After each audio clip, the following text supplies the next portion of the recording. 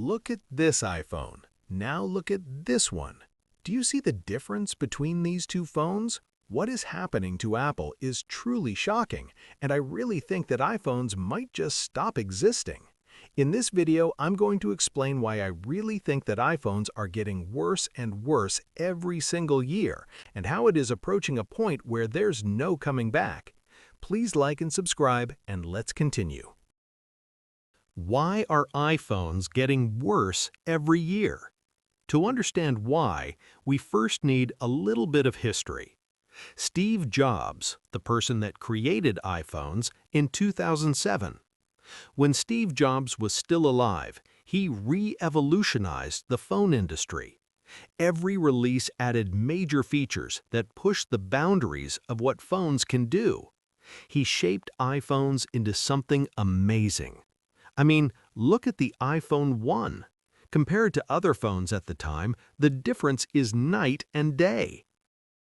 Steve Jobs made iPhones the right way every single time. He visited the design department every single day to see what new design they came up with.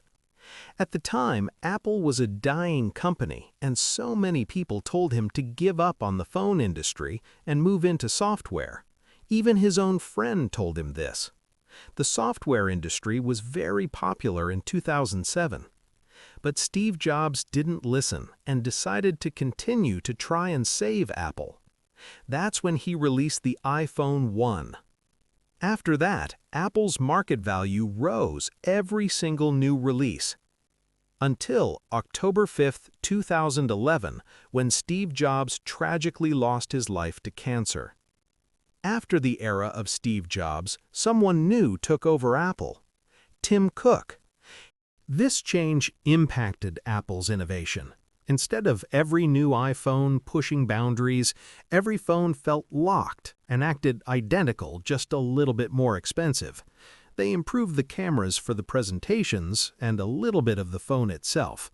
But iPhones were getting a lot of problems than solutions. From overcomplicated features to paint literally coming off the phone, iPhones are starting to get worse, and people are starting to wake up and realizing that spending $1,200 on a phone that's not more different from the last is not a smart move. Compared to companies like Samsung with different phones, cheap phones for people who don't have enough money, foldable phones, elite phones that are focused on performance, and it's not only Samsung, Google, Oppo, Huawei, OnePlus, Motorola. The company that doesn't do this is Apple, and it's starting to show in the quality. Look at the iPhone 16e, where sales were the lowest they ever been. At some point, no one wanted to buy the iPhone 16e. Creativity doesn't exist anymore in Apple. iPhones look the same as the last model. Look at the iPhone 16 and the 17 Pro Max. They look and act the same. They made unnecessary changes that didn't really need to be there, like raising the camera bump. The screen is the same, only a couple pixels different. I don't even want to talk about performance. iPhones are not the same anymore. The iPhone 17 Pro Max color is getting scratched easily. Just look at the iPhone 17 Pro Max when you walk in the Apple Store. They're all scratched in the back. That's because Apple switched from titanium frames to a very weak and scratchable aluminum, and the colors just look ugly as hell. Even with these problems, the price still increases. But finally, let's talk about numbers. And the numbers are shocking. In the US alone, Apple's market share fell from 56% to 49%, while Samsung's rose from 23% to 31%. In countries like China, it's rare to see an iPhone. Africa, you see less iPhones. Mexico, Canada. Apple's value is dropping fast. In 2021, Apple was one of the most valuable companies in the world at $2.9 trillion. Now they've dropped to third place.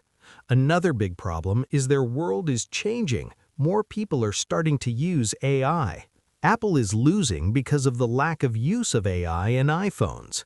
Just look at Siri. It's been the same for years. No new AI features have been added to the iPhone.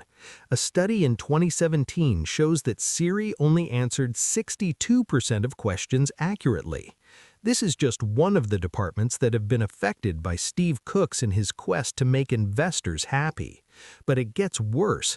Instead of creating their own AI software, Apple just gives Google $1 billion every year to run and use some parts of Google AI. The problems just keep piling up. It is going to reach the point where no one will want to buy an iPhone.